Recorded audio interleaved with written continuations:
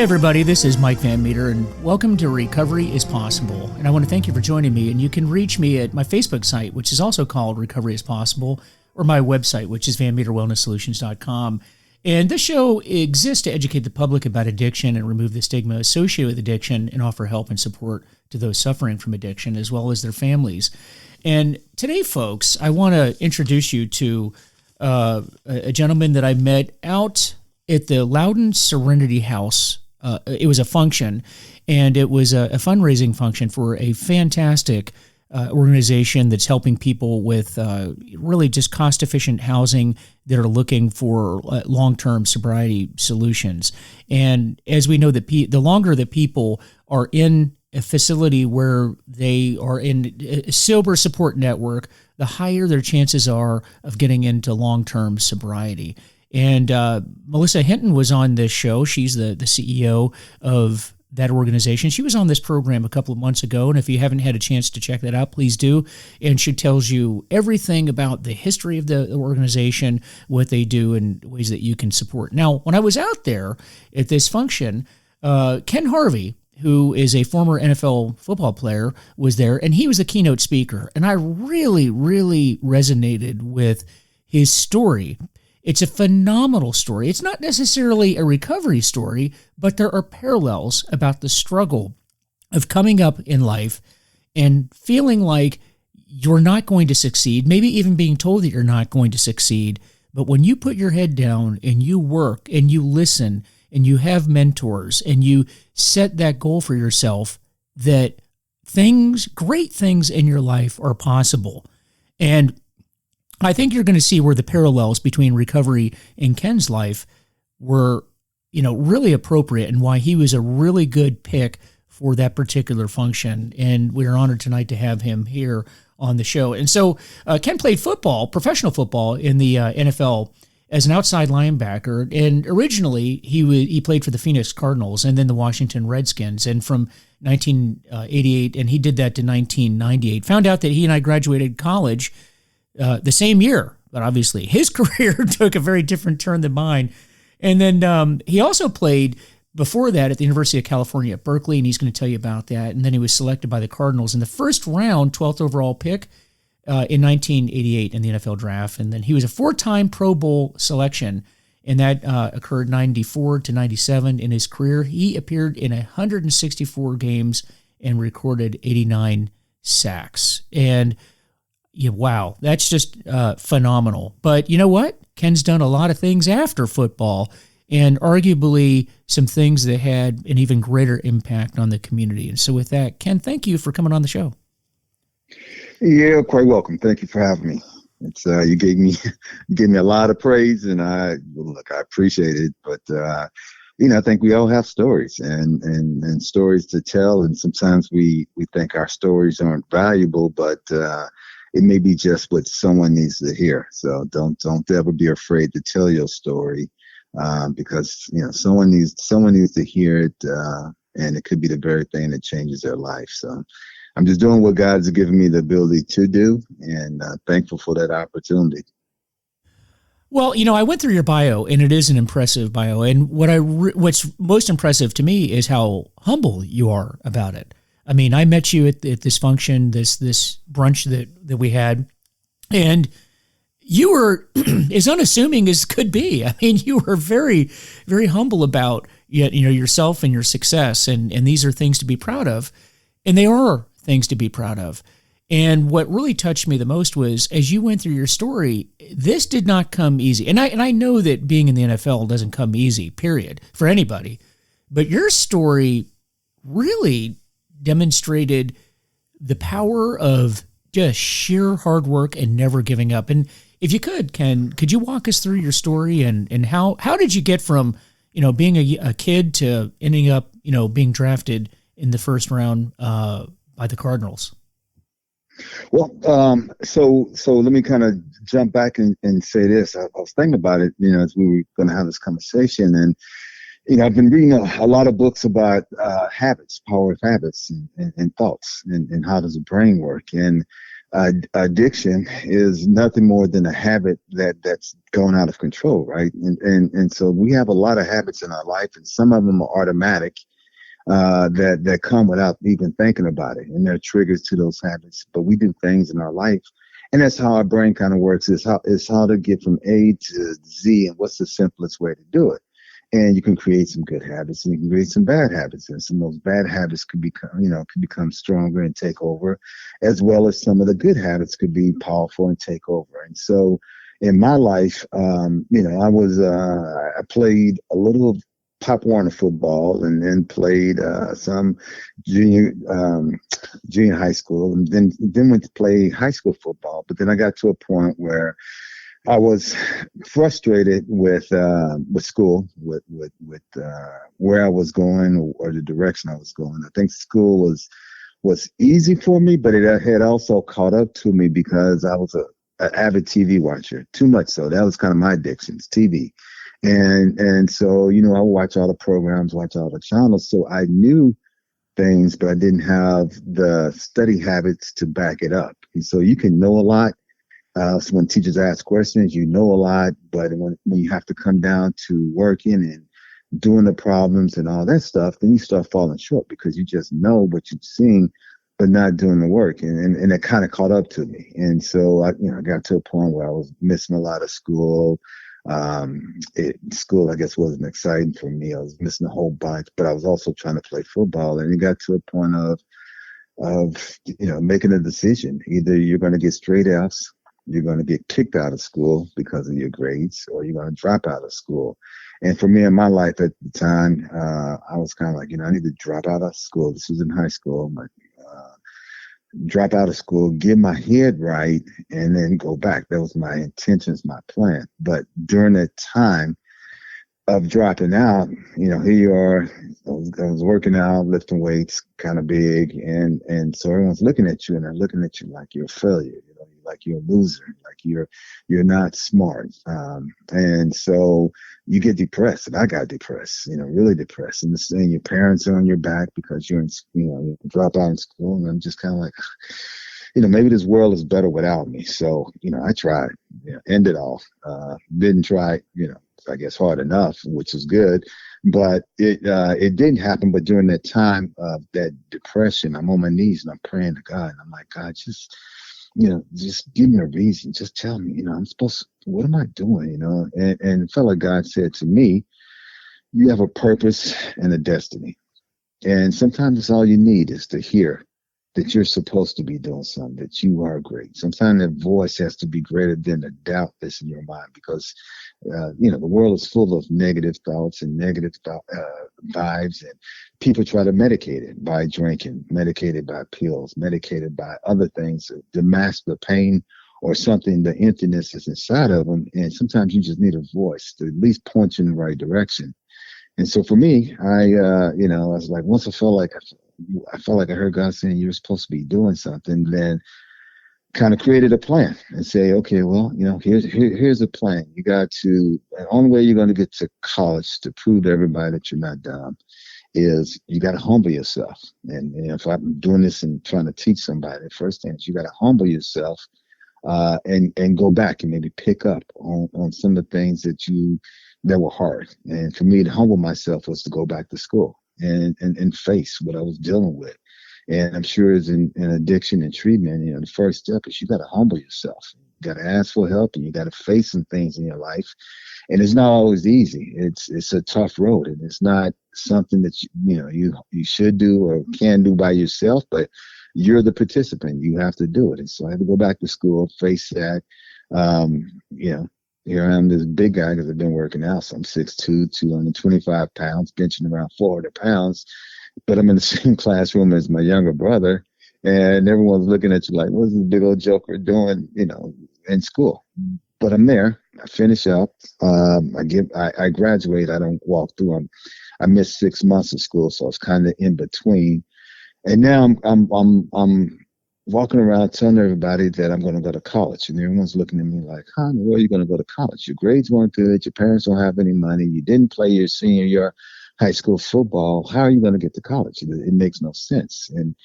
a lot of times in recovery and life, some things don't make sense. But when you're focused on a goal, when you're focused on a vision, when you say, this is what I'm supposed to be, even if you don't know what the end result is, then you keep moving towards it. So you have to start speaking things out loud, speaking into existence. So I kept telling everybody, I'm going to college, I'm going to college. And I met a guy in the gym and I'm telling him I'm going to college. And he's like, well, you know what? I happen to know a junior college out in California, and this junior college is they're looking for guys. This you'll be the first two guys to go, but they're looking for guys that come from out of state. And so, the next lesson, right? Speak things into existence. You got to speak your recovery into existence. You got to speak your life into existence, and you got to speak it out loud. And so your mind picks up on what you're saying. You can't just say it to yourself. You have to say it out loud, because if you say it to yourself, it's just your mind. If you say it out loud, then your ears have to hear it. Your mouth has to move. There's so many other components coming back at you that is now not just one thing, but it's several things. And your mind starts picking up on it, and then your mind starts believing it, and you start seeing things a little bit clearer. Go to this junior college in Oakland, California. My next lesson, I guess, is sometimes you have to get away from the very thing that surrounds you and change your environment. I knew I had to leave Texas because if I stayed there, it was too easy to quit, too easy to fail, too easy to fall back in the same trap. And so I knew going away, it would be harder to say I fell and have to go back and take that long journey to come back home. So for me, going away was the best route. Went to a junior college, played there for 2 years, got a scholarship to the University of California, Berkeley. Drop out in high school, you went to one of the best schools in the country, and then ended up getting drafted 12th pick in the first round. And football wasn't really my goal. Football wasn't my goal. It was a means to the end. It was a way to get to college to prove to everybody that I wasn't dumb. But like it says in the Bible, when you do something, you don't know what gift is going to come from actively doing something. You gotta move into it, and you don't know which direction it's going to take you. But then moving into it is the part that people want to see. And so, I got 11 years in the NFL off of something that I hadn't even planned on trying to do.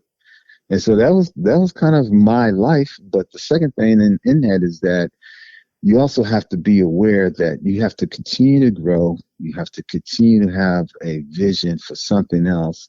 You have to continue digging to find what is it in yourself, because a lot of times what you think may be the answer, it may be a bonus, but it can also just be a cover up. The bigger thing is, what is that internal thing that you're trying to work on? It may be self-esteem. It may be self-control. It may be, whatever.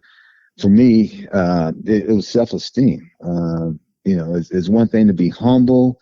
It's another thing to not believe that you're good enough or not believe in yourself. And both of them are similar, like brothers. They're similar, but they're opposites. One is that I know that I'm great, but I choose not to brag on that. That's being humble. I choose not to do that. One is, I'm great, but I don't even realize how great I am, and I don't want to believe that I have any power or could do anything. And so you come across as humble, but in reality, you still, your gift took you someplace, but you still don't believe that you belong there. And so those are two areas of things that I've had to work on personally. So I'm trying to, not trying to, I'm relating it back to addiction, because addiction, like I say, it's a habit. It's what you choose to focus on that can become a part of your life, so that you do it without even thinking about it. That's a person who's working out, trying to make it to the pros, trying to play football, that you're doing it so much so that it becomes a part of your life and who you are. Same thing with a person who's drinking to cover up or doing drugs or whatever. You're doing it so much that at first it's just hanging out with your friends. You're having a good time. The second thing is you start looking for a reason to do it. The third thing is that now you do it without even thinking about it, and it becomes a part of your life. And then finally, you do it without even wanting to do it, and you can't find a way to stop. That's the reverse side of someone who's working towards something. It's just the reverse. And I like to think, there's everything is kind of a yin and yang, right? Opposites. One's good, one's bad, but everything's kind of a yin and yang. And so that's, I'll give you a chance to talk, but that's kind of my story in a nutshell. No, those are really, really good points. And, really what it comes down to with addiction, and you're right, is it's progressive. It's a progressive and deadly disease. And eventually you get to the point where you're not even thinking about it. And then it takes over your life.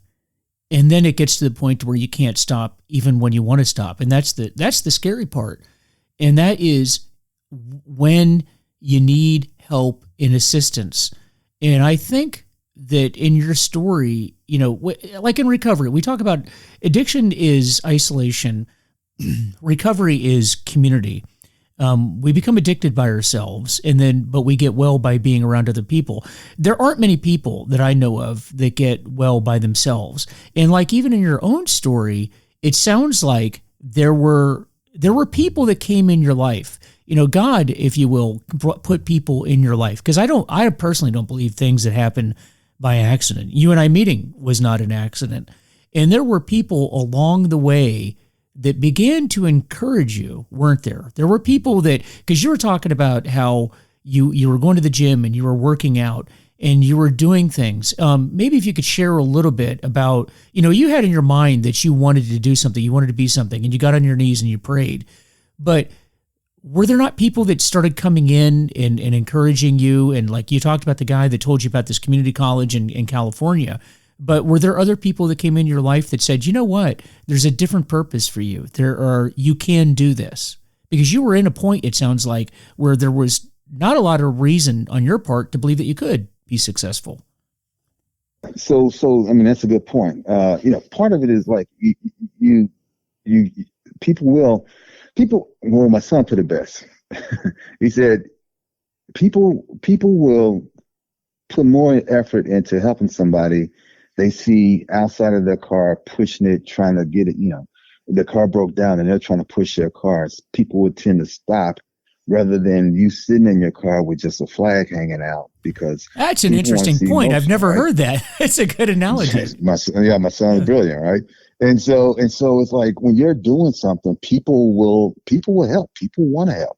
There's a lot of good people who just want to help. And so I had in the gym, guys saying, man, you're too, you got too much time to be just sitting here wasting your life. Older guys, talking to me, you could do so much more than this. I had people that it may have seemed like a negative conversation, a janitor who's telling me about all the things that he could have been, but I'm like, man, then why weren't you those things? And why are you doing what you're doing? There's nothing wrong with it, but if that's not what you want to be, then why aren't you doing it? And I was like, I don't want to be that person saying I could have been. There were, my wife, who was my girlfriend in college, was always pushing me and saying, you're good, you can be great. And so you never get it, you don't want to get dependent on affirmation, but it's good to get it so that it's kind of like a boost. It's like a extra push. And I do this thing called Life Lessons from the Gym. And it's just a quick, 30-second, 45-second bite of things you do in the gym, life lessons from the gym that pertain to life. And so to me, that's kind of like when you're lifting weights, you got 400 pounds up and you're struggling and you don't know if you can get it. Sometimes all it takes is someone to come behind you and tap it just a little bit and say, come on, man, you can do this, and push it just a little bit. And that little bit of help will push you over the edge. And that's kind of life. That's when people talk to you and say, hey, man, you can do this. Or they push you, give that little extra push. That 500 pounds or 400 pounds don't seem as heavy, or you get it up and all of a sudden you realize I can do this. And you start getting stronger and stronger, because struggle sometimes make you better. But you also need that little extra help. That's how you get stronger. So yeah, that's my sports analogy. That's a great analogy. And oh boy, I'll be using that down the road. That's a good one that I'd never heard before. And that goes along with the idea that we don't get into recovery by ourselves. We need other people to give us that encouragement And in that purpose, and I think what happens is, a lot of us are moving along in life, and you have your dreams and you have your hopes. I mean, after all, nobody, when they were a kid, said, "Hey, you know what? Ken, you know what I want to do when I get older? I want to be a drug addict or an alcoholic." I don't think any kid has that conversation with anybody, but it happens, and then people find themselves in that place where drugs and alcohol have taken over their life, and you get to that point in where you're lost. And what addiction takes away the talent that people have, and I can tell you from experience and having gone through detox and having gone through a treatment center, Ken, some of the most intelligent, funny, smart people I have ever, and talented people I've ever met, I've met in treatment centers. Unbelievably talented people in all kind, whether it's, knowledge of history, music. There's a lot of musically talented people, artistic people, things like athletic people, right?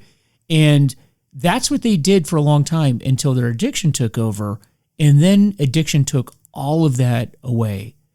But the thing is, when we get into recovery, then we can tap back into those things. And you just made a point here a little while ago where you said, you're talking to someone, and there's nothing wrong with any career. All these jobs are important. Everybody, the janitor in the gym, or whatever people are doing, those are all very, very important things. Nothing wrong with that if that's what you want to do.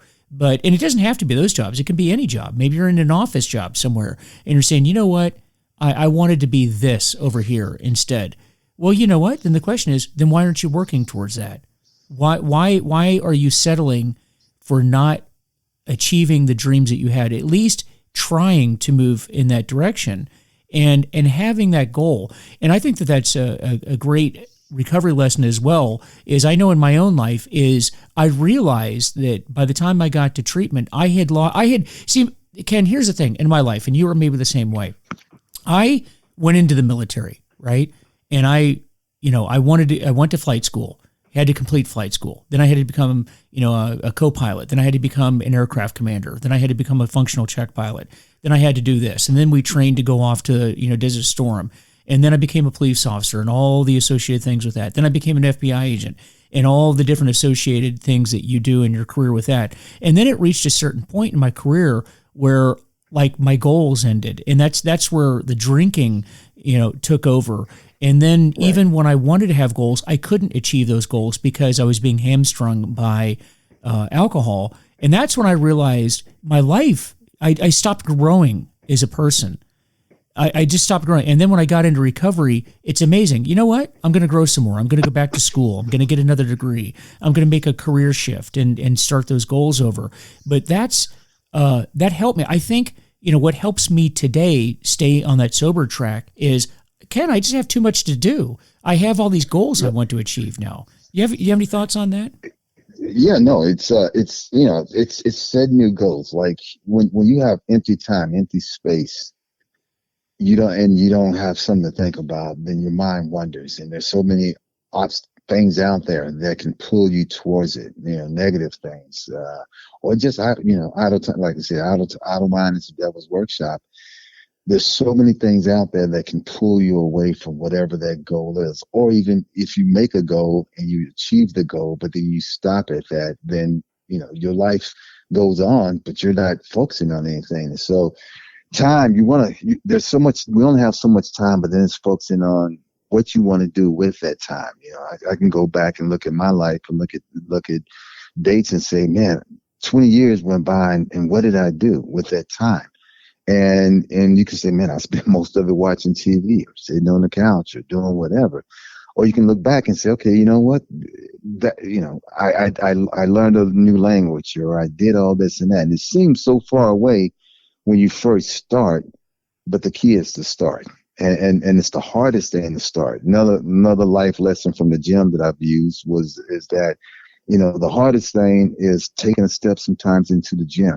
You can stand outside, you can look at people working out, you can laugh at people working out, you can point the finger, you can say, I'm going to do this, I'm waiting for New Year's, I'm doing all that stuff. But you can be afraid and not let anybody know you're afraid. But the hardest thing is stepping in the gym. It's making that first step, and actually going in and saying, I need some help. I want to work out. I'm going to try to lose this and that. That's the hard thing. But once you do it and you start doing it more and more, it becomes a habit. So just like you said in your life, now everything's a habit because just the habit is now looking for new adventures. The habit is doing so many other things to fill that empty void. And what drugs, what life can do, it's like it puts a cap on everything. It surrounds all the possibilities and say, nah, you don't need that. Just focus on me. I'm your new master, and it shrinks everything else around you. And like I said, there's so many talented people. There's so many great people in the world that are being smothered by addiction, by something that's pulling them back. When we talk, I've had my share of addictions and an addictive habit. My habit is been watching TV. That has been my whole life.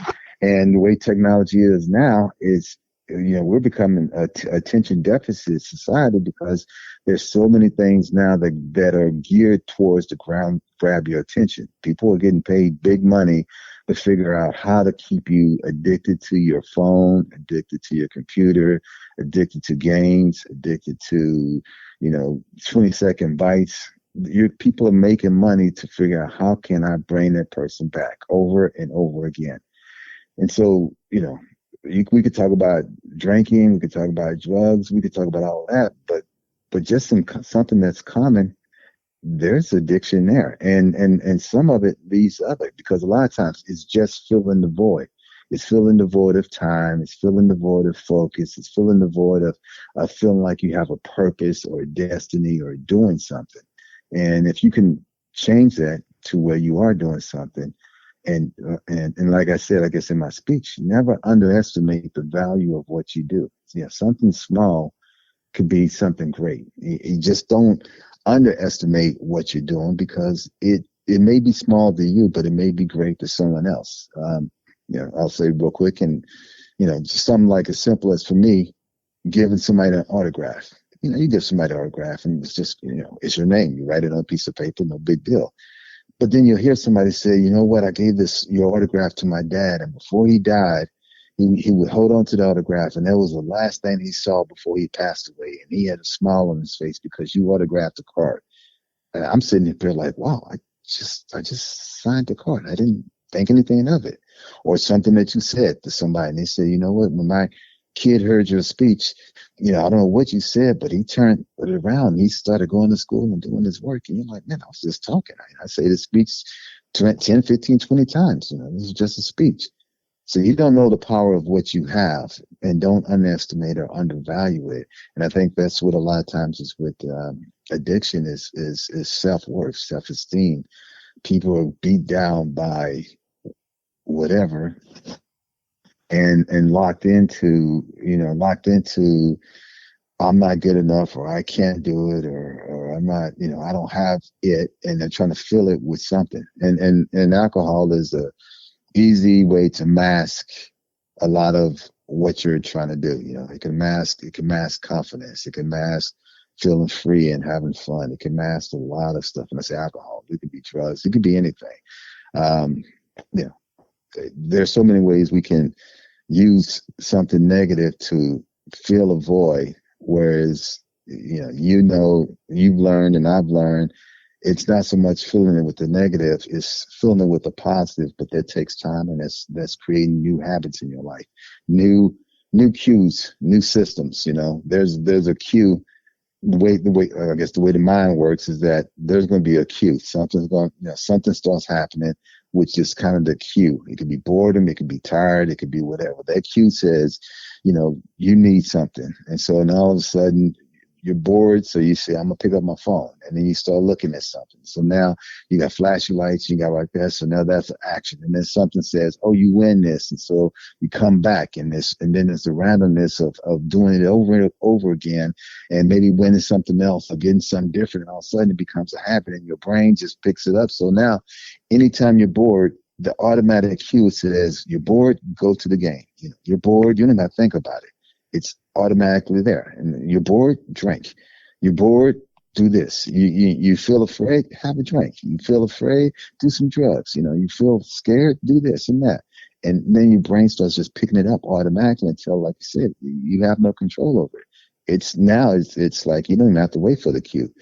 You're already there because now this is just a part of your life. It's as easy it is to blink. That's a part of your life, and we just have to change that into into into positives, and figure out what's the root cause of a lot of the issues. What is the root cause?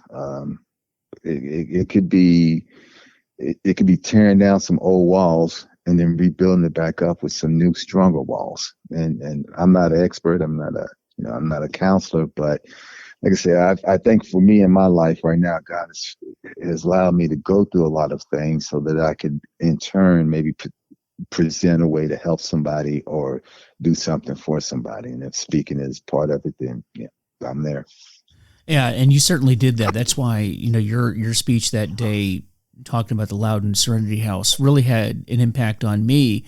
And when you're talking about building habits, and that's one of the purposes of an organization like the Loudon Serenity House, is to get people into a home like that, which goes beyond treatment. Your typical treatment stay is 28 days. Some are longer, but the standard is 28 days.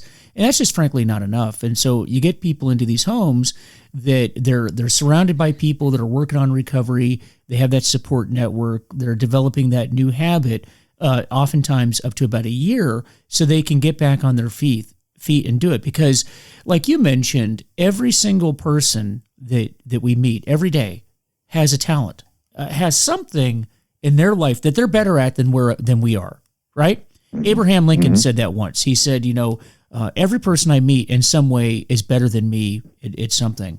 And I'm paraphrasing that there, but basically, in some way, each person I meet has a greater talent than me. And the problem with that is that when we drink and we drug or get into the process addictions, whether it's gambling, sex, gaming, television, that would be a form of, very similar to gambling and things like that. When we do that, we are then not utilizing the talents that God gave us, and the purpose of which is to go out and help other people, because that's really what it comes down to. And it sounds like where you've moved into your life, whereas, and I don't mean to speak for you, but it sounds like you feel that your responsibility now at this point in your life is to give back to others and encourage them to get better and realize whatever their talent is, figure out what that is, and then develop that talent so it can help other people. Well, so for me in my life right now, and this is the story I kind of tell, is like my life had been like Moses, the story of Moses, where he was the prince of Egypt, and that was kind of me playing football. And then, Moses killed someone, and he ran away in the desert, and he was in the desert for a long time, and then he had a burning bush moment. That desert for a long time was my life after football. I wasn't the prince of Egypt. I wasn't a football player anymore, but didn't know what I was wanted to do, and kind of settling for just being a shepherd, just kind of being, somebody that no one knew who you were, and that was okay. But then he had that burning bush moment where God told him, what's in your hands? And Moses said, I have the staff. And God said, throw it down. And it became a snake. And Moses ran away from it. He said, go back and pick it up. And in my life, God is like, well, Ken, what's in your hands? And I was like, I write books and I speak and I do all that stuff. And it's like, well, go back and pick it up. Don't run away from your football career. Don't run away from your talent as a writer. Don't run away from the things that you've done. I've given that all to you. And if you trust me, you can use those gifts just like Moses. That staff, you used it for tending sheep. But if you trust me, you can tend people. You can part the Red Seas. You can do some great things. Trust me. And that's kind of what I see as God saying, okay, Ken, you got these talents that I've given you. You've done these experiences in life. You've had this career and these things that most people only talk about and dream about.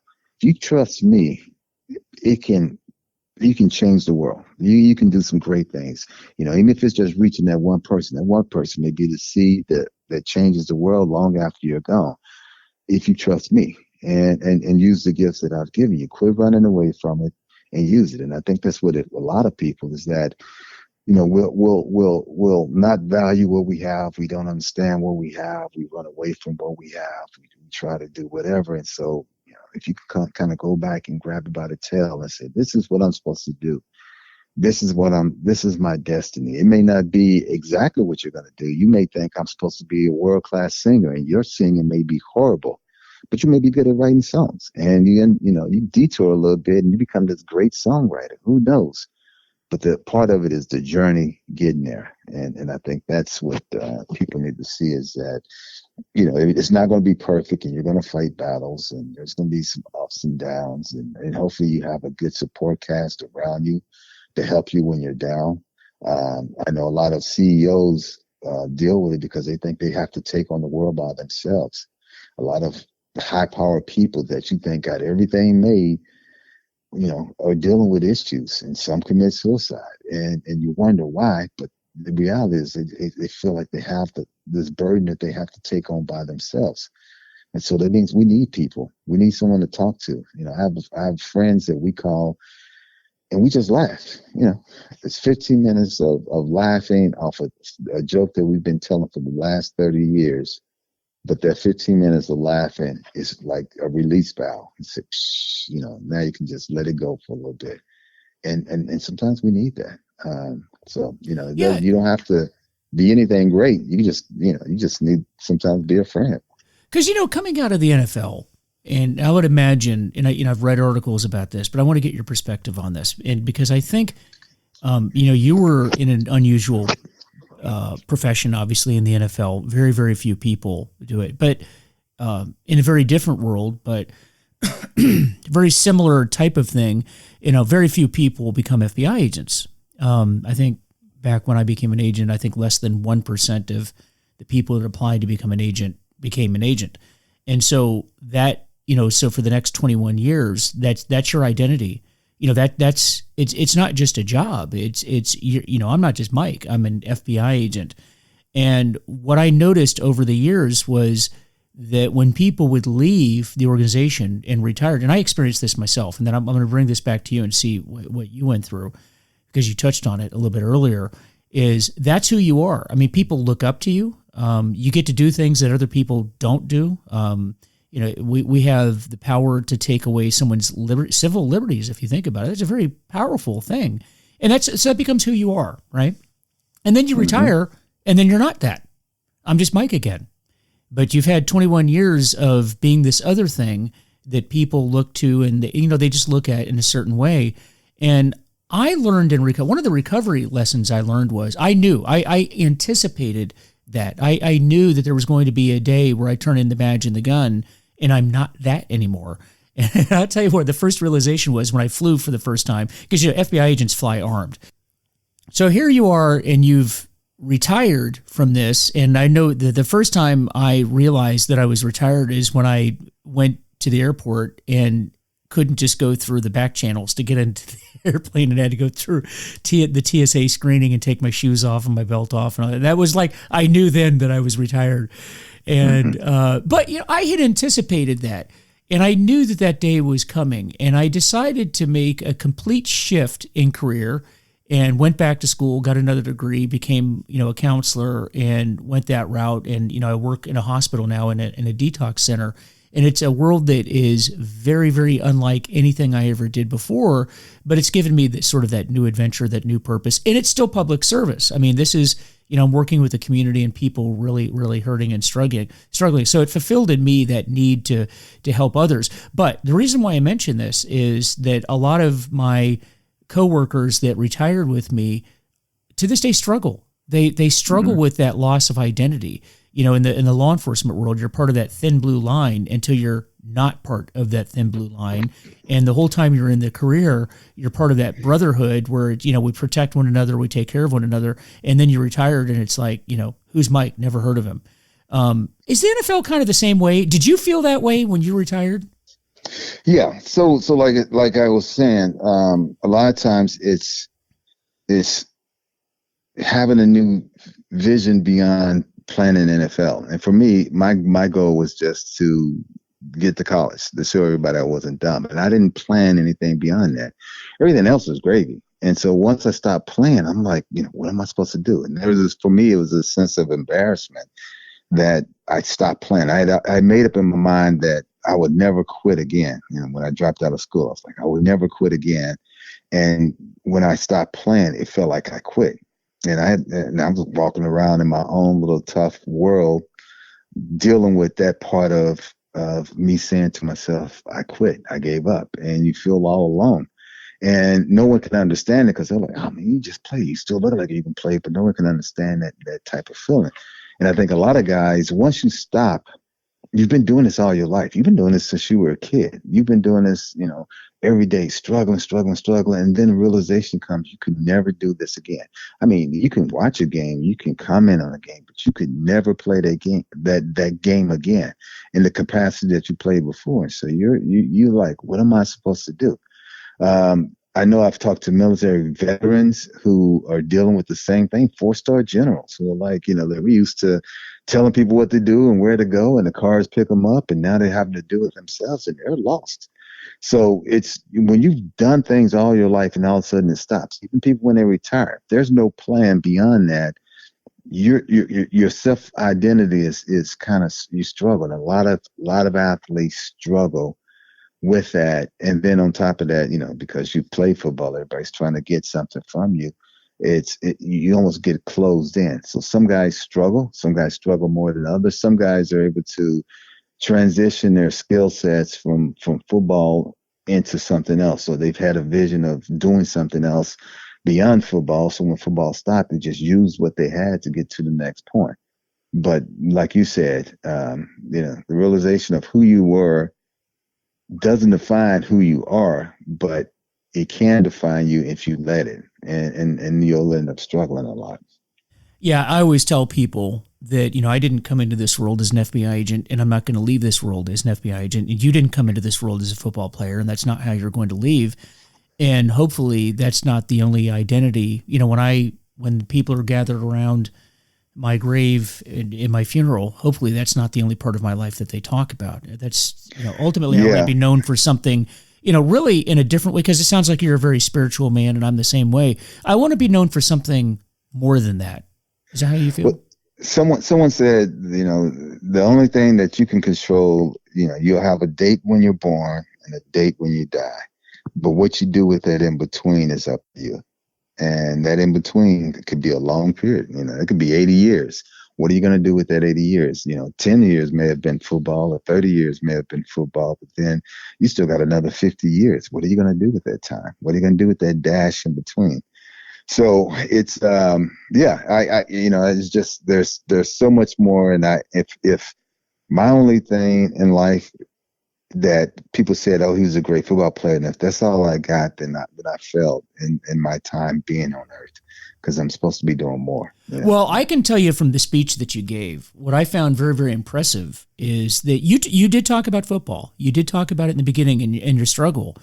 But then you went on and you talked about a lot of the other things that you're doing on. And I could actually tell in the speech, you're almost more excited about some of the stuff that you do now. You write children's books. You're a sports writer, but you're talking about some of the books that you write, and then some of the technology that you're involved in. And you seemed almost more excited about that.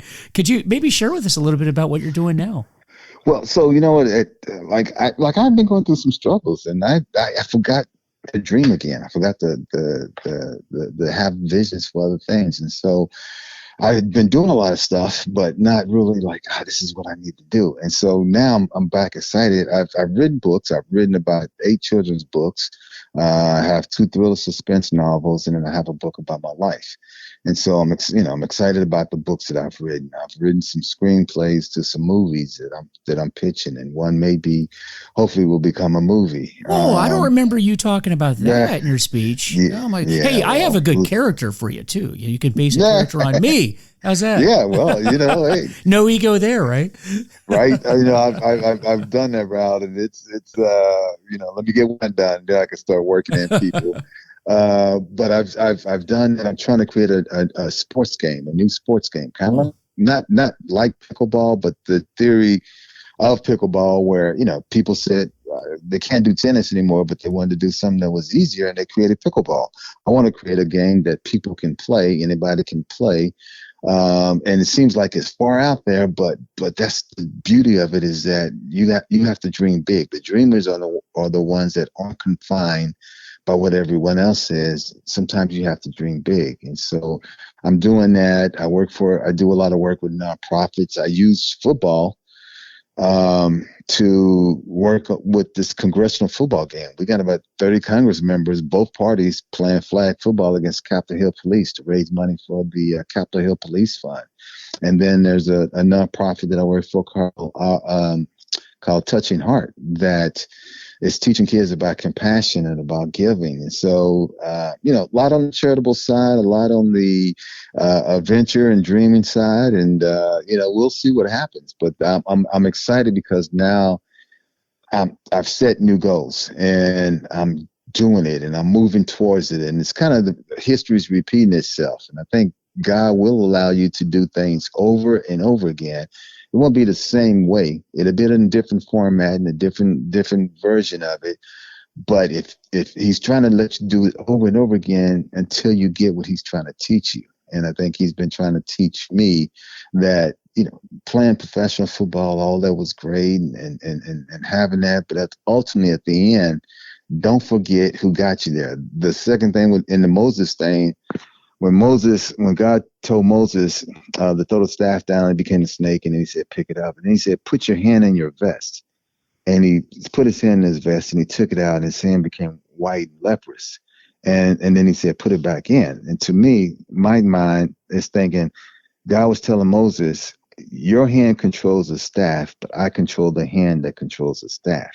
So understand where the power comes from, and I think along the way I lost that, but I had to get it back. But the beauty of it is it's never too late. You're never too old. You're never, it's never too late. Even if you're 80 years old, 100, 90 years old, and you be 10 days away from death, you still can make an impact. You still can do something. You still can change. You can say, even in your life, you just say, you know what?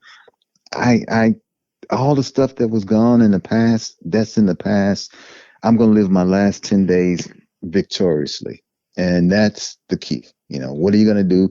Your starting point is where you're at right now. And that's where you start. And you look at that and say, regardless of the past, it doesn't define who I was. It was a part of who I was, but it doesn't define who I am.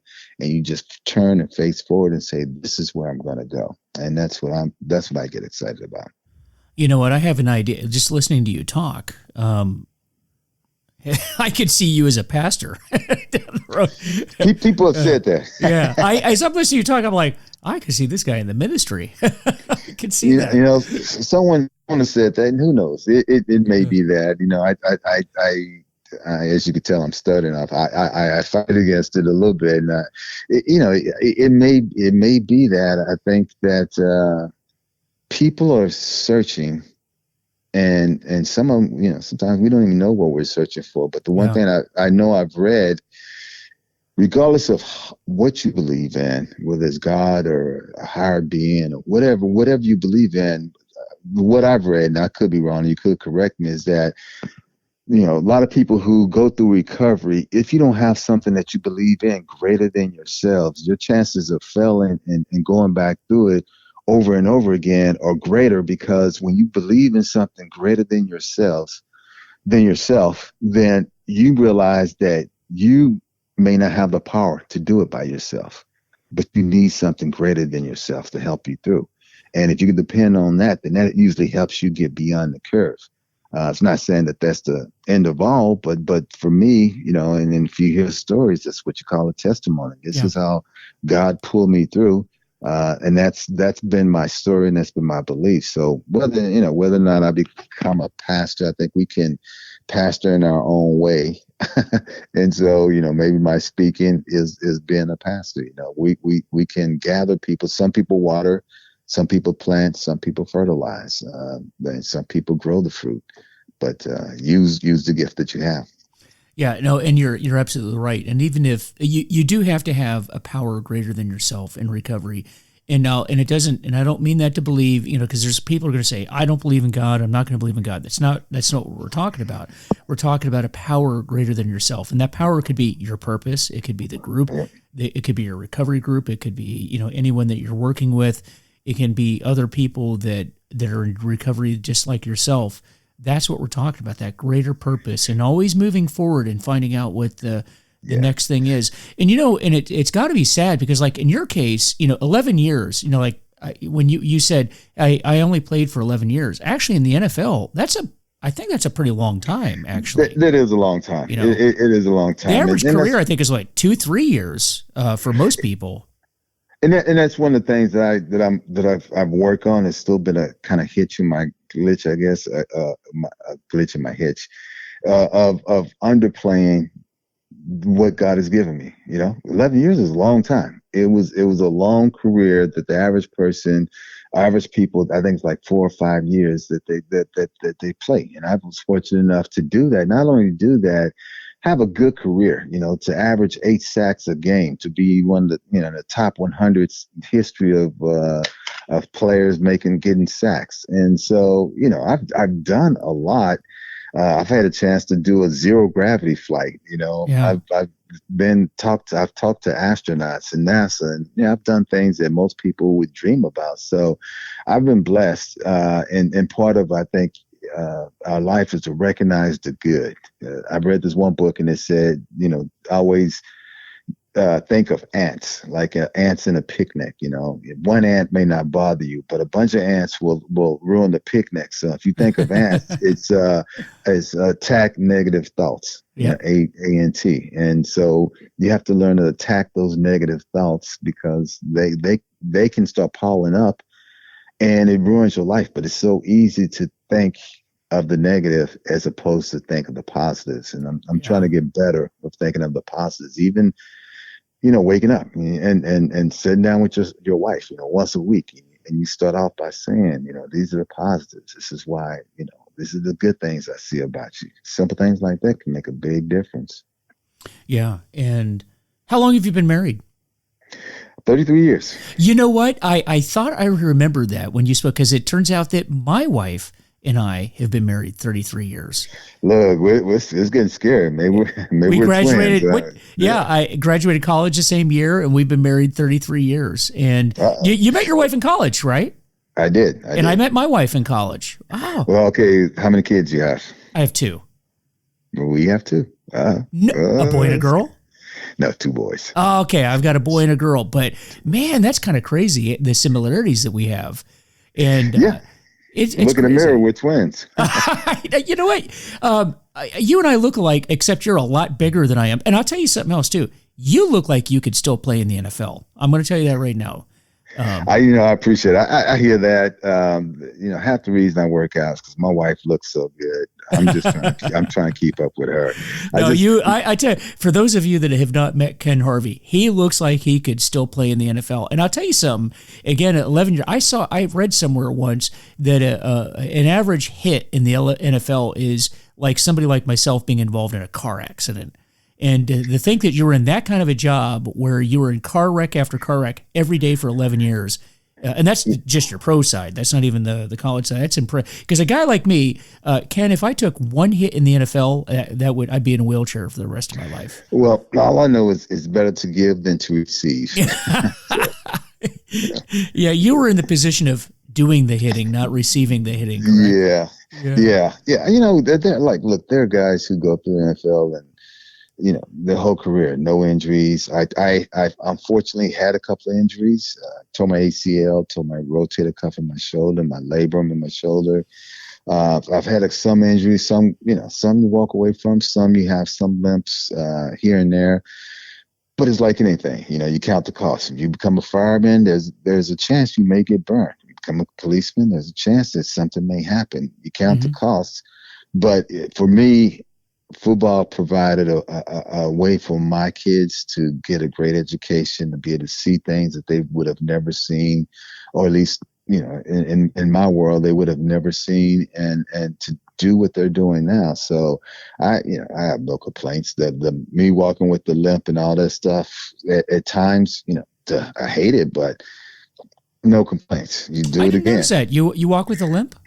Every once in a while. And my knee I is a didn't little notice off. that. You Yeah. know, I'm figuring out now what I need to do, or at least I've been talking to people what I need to do more so. So we'll see what happens. But Yeah.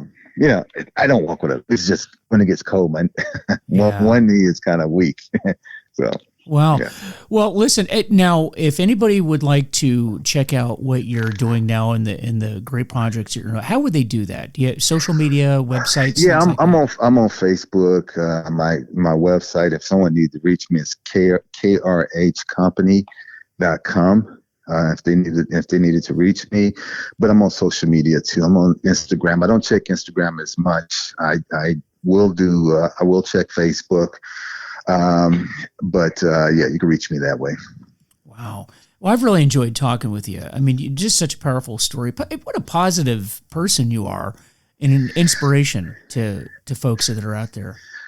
You know what? I'm learning. Like the thing that's probably what keeps me humble is that you learn every day. It's like I've learned that the moments that I thought I was all that, I've been put back in place where you realize you're not all that. You realize that everyone, you could be worth $10 million, but someone has $20 million.